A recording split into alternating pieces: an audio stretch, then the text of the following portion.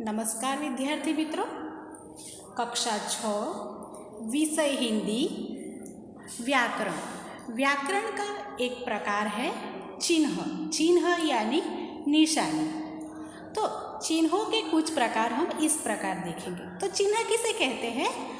तो किसी भी भाषा को बोलते पढ़ते और लिखते समय अर्थ को स्पष्ट करने के लिए वाक्यों के बीच या अंत में थोड़ा रुकना पड़ता है।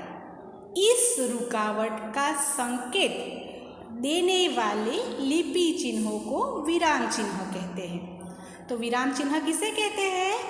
तो किसी भी भाषा को बोलते पढ़ते और लिखते समय अर्थ को स्पष्ट करने के लिए वाक्यों के बीच या अंत में थोड़ा रुकना पड़ता है। इस रुकावट का संकेत देने वाले लिपि चिन्हों को विराम चिन्ह कहते हैं। तो पहला विराम चिन्ह है पूर्ण विराम। तो पूर्ण विराम की निशानी खड़ी पाई है। तो उसकी व्याख्या कुछ इस प्रकार है। इसका प्रयोग वाक्य पूर्ण होने पर होता है। तो विद्यार्थी मित्रों, पूर्ण विराम का प्रयोग जब वाक्य पूर्ण होता है यानी समाप्त होता है तब किया जाता है। तो उसके दो उदाहरण हम देखेंगे। तो पहला उदाहरण है, मोहन ने पत्र लिखा। वाक्य यहाँ समाप्त हुआ, इसीलिए पूर्ण विराम का चिन्ह है। दूसरा वाक्य है, सीता स्कूल नहीं गई। तो यहाँ भी वाक्य पूर्ण हुआ, इसीलिए पूर्ण विराम की निशानी की गई है। उसके बाद हम दूसरा विराम चिन्ह देखेंगे जो है अल्प विराम। अल्प यानी कुछ समय के लिए। अल्प विराम वाक्यों में थोड़ा रुकने का संकेत देने के लिए होता है। तो विद्यार्थी मित्रों, अल्प विराम का अर्थ होता है कि वाक्यों में थोड़ी देर रुकने का संकेत यह चिन्ह दर्शाता है। तो इसके उदाहरण कुछ इस प्रकार है। पहला उदाहरण है, राम, उसके बाद हम कुछ देर रुके, इसीलिए यहाँ क्या आया? अल्प विराम। राम, सीता और मोहन घर गए।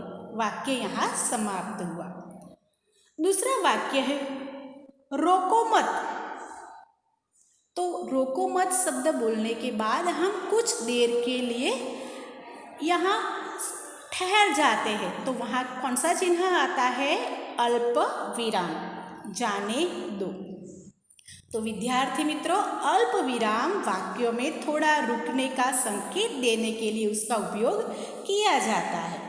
उसके बाद तीसरा चिन्ह है प्रश्नवाचक चिन्ह। प्रश्नवाचक चिन्ह की व्याख्या कुछ इस प्रकार है। किसी व्यक्ति से कोई जानकारी प्राप्त करने हेतु उपयोग में लिए जाने वाले वाक्य के अंत में यह चिन्ह लगाया जाता है। तो प्रश्नवाचक चिन्ह किसे कहा जाता है? तो किसी व्यक्ति से कोई जानकारी प्राप्त करने हेतु उपयोग में लिए जाने वाले वाक्य के अंत में यह चिन्ह लगाया जाता है। यानी कि अगर हम किसी से कुछ पूछते हैं प्रश्न, तो उसके लिए यह निशानी दर्शाई जाती है। तो इसका उदाहरण है, तुम क्या करते हो? तो प्रश्नार्थ चिन्ह। तो विद्यार्थी मित्रों, दूसरा उदाहरण है, क्या तुम विद्यालय गए थे? यह प्रश्नवाचक चिन्ह की निशानी है। तो यह 3 हम प्रकार देखेंगे, उसके बाद अगला प्रकार देखेंगे। जय हिंद। नमस्कार विद्यार्थी मित्रों, जो थोड़े विराम चिन्हों का परिचय बाकी था वो हम आगे के मुद्दे देखेंगे। तो अगला जो चिन्ह है विराम चिन्ह, उसे विस्मयादि बोधक चिन्ह कहा जाता है, जिसे हम गुजराती में उद्गारवाचक चिन्ह या आश्चर्यवाचक चिन्ह कहा जाता है। विस्मयादि यानी आश्चर्य। तो इस चिन्ह का उपयोग आश्चर्य, घृणा, सुख, दुख आदि भावों को प्रकट करने के लिए इसका प्रयोग होता है। तो विस्मयादि बोधक चिन्ह का प्रयोग कहाँ होता है? तो आश्चर्य, घृणा, सुख, दुख आदि भावों को प्रकट करने के लिए इसका प्रयोग होता है। इसके कुछ उदाहरण इस प्रकार है, जैसे वाह आपने तो कमाल कर दिया, यानी यहाँ आश्चर्य का चिन्ह है। वाह यानी विस्मय यानी नवाई। दूसरा उदाहरण है अरे क्या हो गया, तो यहाँ भी विस्मय आदि चिन्ह का प्रयोग हुआ है। इसके बाद हम देखेंगे दूसरा विराम चिन्ह जिसका नाम है योजक। तो योजक की व्याख्या कुछ इस प्रकार है।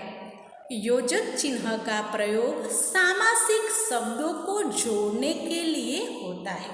तो योजक चिन्ह का प्रयोग कहाँ होता है विद्यार्थी मित्रों? सामासिक शब्द यानी कि जो दो जोड़ होती है शब्दों की उसे समान सामासिक कहा जाता है, उसमें योजक चिन्ह का उपयोग होता है। जैसे माता पिता की सेवा ही सच्ची पूजा है। इसमें माता के बाद जो चिन्ह बताया गया है इसे योजक चिन्ह कहा जाता है। उसके बाद है सबके जीवन में सुख दुख आते हैं, तो सुख के बाद जो चिन्ह दर्शाया गया है उसे योजक चिन्ह कहा जाता है।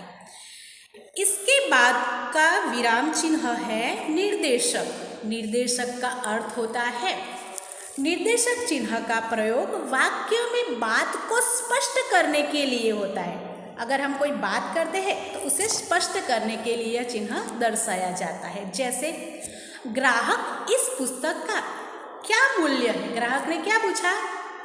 इस पुस्तक का क्या मूल्य है, यानी निर्देश किया। तो दुकानदार ने प्रत्युत्तर में क्या जवाब दिया?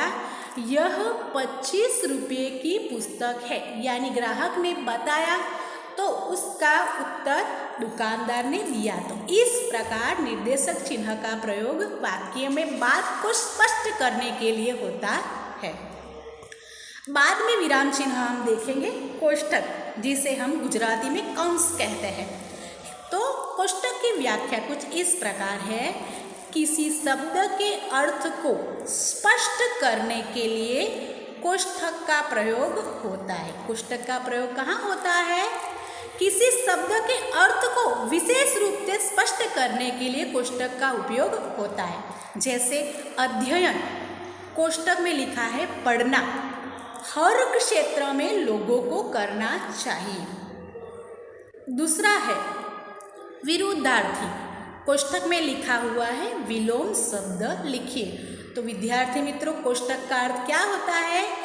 किसी शब्द के अर्थ को स्पष्ट करने के लिए कोष्ठक का प्रयोग किया जाता है। ठीक है। उसके बाद का अंतिम विराम चिन्ह हम देखेंगे अवतरण चिन्ह, जिसे इकहरा भी कहते हैं। इस चिन्ह का प्रयोग किसी के उपनाम, रचना या पुस्तक के शीर्षक आदि को उद्धृत यानी उजागर करते समय किया जाता है। अवतरण चिन्ह का मतलब है इकहरा। ठीक है, उसकी निशानी दर्शाई गई है। तो इस चिन्ह का प्रयोग किसी के उपनाम, रचना या पुस्तक के शीर्षक आदि को दर्शाने के लिए किया जाता है। जैसे उसका उदाहरण है सूर्यकांत त्रिपाठी, जो एक लेखक है, उनका उपनाम है निराला। तो निराला जो हमने लिखा है वो अवतरण चिन्ह में लिखा है। तो विद्यार्थी मित्रों, यह ग्रामर का टॉपिक यहाँ समाप्त होता है।